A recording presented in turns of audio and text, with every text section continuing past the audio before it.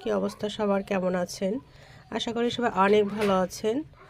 তো আমি তো আসছি আমার মায়ের বাসায় বেড়াতে, কিন্তু আসার পর থেকে আমি অনেক অসুস্থ, সর্দি জ্বর এমনভাবে শুরু হয়েছে গাইস, পিছন ছাড়তেছে না। তাই যে আমার আম্মা রস পিঠা করছে, এই যে আগে এদিকে রস করে নিয়ে এসে এখন হচ্ছে এই যে পিঠাগুলা রসে আমি ভিজিয়ে দিব। এই যে একটা একটা করে ডুবাই দিচ্ছি, কারণ আগে হচ্ছে রস করে নেওয়া হয়েছে। রস মনে কম হবে নাকি মা?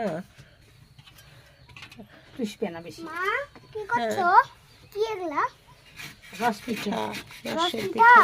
হ্যাঁ, পিঠাগুলো রসে ভিজানোর পর সকালবেলা খেতে হবে, কারণ সকালে খেলে অনেক ইয়ে হয়ে থাকে।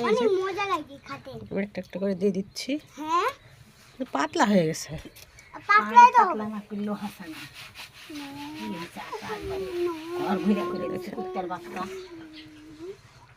পিঠাগুলো অবশ্য ভালো হয়েছে, দেখেন এই যে ফোড়া ফোড়া হয়েছে।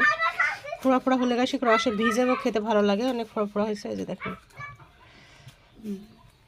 তো সবাই ভালো থাকবে, সুস্থ থাকবেন, আল্লাহ হাফেজ।